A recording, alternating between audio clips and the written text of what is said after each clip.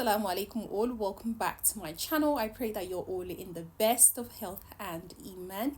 If you are new, welcome. My name is Nafisa. I am a certified relationship and trauma informed coach. I help women to heal from past relational traumas. So if you're interested in being coached in any of those areas, you can find me over on my website, which I will leave linked in the description box down below. So today, ladies especially, we are talking about why it is that some of us seem to always attract unavailable men. You're going to see me sipping my tea because maybe you can hear from my voice. I'm coming down with a bit of a cold, so I'm making sure to try to tackle it with my cup of tea over here. So bear with me as I get through this video, and without any further ado, let's begin today's video. Did you feel rejected or dismissed as a child? Did you suffer from gaining recognition from your parents, or did you suffer from disapproval from your parents? Well, if that is the case, then perhaps you attract unavailable men because it's familiar. How? Well, when you see the same traits in a man, it feels familiar to you because that's what you've had most of your life. And of course, this is not on a conscious level. This is more of an unconscious thing. But most of the times, human beings prefer to go for things that are recognizable and things that are familiar versus things that are unfamiliar. So sometimes we just end up choosing these people because they're familiar. So essentially what's happening here is, on an unconscious level, you think those behaviors equal love because the people who supposedly love you, your parents and those whom you grew up around, this is also how they behaved. So you've connected those behaviors with love. So when you see it again in a man, it's like, oh yeah, it's familiar, so this is safe. Even though in essence is actually not safe, and this is actually not love. So on an unconscious level, this may be what is happening with you, and that may be why you consistently attract the same unavailable people as you had in your childhood in terms of your family. Now, we're not here to blame families for all of our issues and say, everything is their fault. They too were just people who were going through life and they did the best they could with what they had. But yeah, it is what it is, and none of us are born into perfect situations, but it may be as a result of your childhood experiences, and you're just repeating the same patterns of choosing what is familiar to you. Number 2, you are a fixer. And yes, so many of us are fixers out there. We are looking for who we can rescue.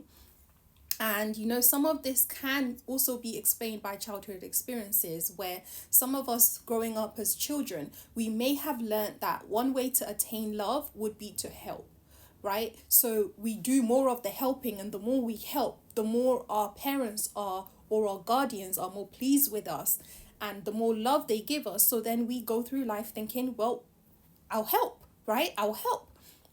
The more I help, the better. Now, the problem here is when we take it to the extreme where we're willing to help people at our own expense, and we're always thinking about what we're giving without expecting anything back in return, when actually a healthy relationship is that give and take in a balanced way that also makes you feel good, that is also filling your cup and not just the other way around. So empaths, which is a personality type, people who are empathic people who feel a lot of emotions for others, they feel how other people feel, they can put themselves in other people's shoes, will tend to be the people who want to fix others because they've kind of learned that a way to gain love is by fixing. And in actual fact, if you don't work on yourself and you have this personality type, what will happen is that people who are broken will seek you, because you are that mother who's going to feed into them and help them and save them. You are that savior in their lives. So they will seek you. That's one way that you can attract them. Or you will seek them because, again, you need to help for you to feel as though you're valuable, and also for you to feel as though, oh, I can get love back, because you've learned from a young age that when you help, that's how love comes to you. So that mindset really can keep you trapped in relationships where you're just going around in circles and circles, always attracting men who are emotionally unavailable. So you have the men doing the absolute bare minimum, giving you crumbs literally, but you're still there. you're still there, you're thinking, it's okay, I can help him with this and I can help him with that. Maybe Allah sent me into his life to get him through this issue that nobody else can seem to help him through. I'm going to be the person that's going to change him. He doesn't listen to everybody else, but he listens to me, right? If all of these phrases are sounding very familiar to you, you may be an empath, and it may just be that you're attracting emotionally unavailable people because you've learned that it's a way for you to attain love. And even as Muslims, we really have to be careful on how we process this, because yes, in Islam, we're encouraged to help other people and it's a good thing to help. But it's also wise for us to know when it's not in our place for us to help. If you're trying to put yourself as the psychologist, as the mental health professionalist in this person's life, and you're being the be-all end-all for this man, it's not going to make him love you. It's not going to make him become emotionally connected to you, because really what you're fighting here is you're fighting his childhood traumas. You cannot win because you're not in position to help him cure his childhood traumas or his traumas in life, period. So essentially, the best thing you can do is to guide him to where the help is and to guide him to the people who can actually do that work for him. But making yourself the sacrificial lamb and suffering as a result and thinking, oh my God, that is so altruistic. Like, this is a great way to attain Jannah because I'm going to suffer as a result of this person's pain and I'm going to take it and put up with it. And this is making me a good Muslim. No, sis, it's not making you a good Muslim. Some weights are not for you to carry. People have their own weights and they must learn to carry their own weights, and they must learn how they can themselves relieve themselves from those weights. So yeah, this is unfortunately one of the biggest reasons why a lot of people attract unavailable partners, is because they themselves are fixers and they're looking for someone to fix so that they can attain love. Number 3, fear of intimacy. Okay, fear of intimacy as a result of, someone breaking your trust in the past. So if you've been through multiple relationships and you've been cheated on multiple times, this can cause a person to shut down and to kind of shut off and close off. But this shutting down and closing off and not wanting to be intimate and vulnerable with other people can cause you to actually attract other emotionally unavailable people, because those people, you feel more comfortable with them, right? So if you're a woman who's kind of learned to close off and learned to shut down and you're emotionally unavailable, you probably feel more comfortable with a man who is also emotionally unavailable. Because a man who is emotionally available and he's, showering you with love and all of these emotions, initially you think, I would love that. That sounds amazing. But you'd be surprised at how uncomfortable you will feel if a man like that enters into your life. You might feel like, oh my gosh, it's a bit too much. It's a bit too much. Either that, or you will sabotage the relationship, because the person who has this healthy amount of emotional connection to give, they are going to feel deprived because you're always going to be closed off and you're not going to be able to receive that love that's coming to you. So oftentimes it may just feel more comfortable to also select a partner who is also emotionally unavailable.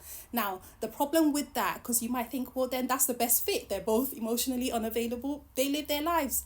No, because at some point, both people who themselves are emotionally unavailable will come to realize that actually we do need this intimacy. We need this emotional intimacy and connectedness for this love to thrive and for this love to grow. And actually, without it, this love isn't going anywhere. If anything, it's standing on very shaky grounds, because we're not being vulnerable with each other. We're not really connecting in the way that we should connect, and we're not feeling loved. So there is still that space and that need for real love to come in. But of course, because of the wounds of the past, people are creating guards and protecting themselves, and they refuse to bring the guard down, and so they just kind of stay in relationships or stay in situations where they keep choosing men who are consistently unavailable, but somehow they're hoping that things will be different. It's kind of that thing where you do the same thing over and over again, expecting a different outcome. Yeah, insanity. Yeah, sometimes that can be the case.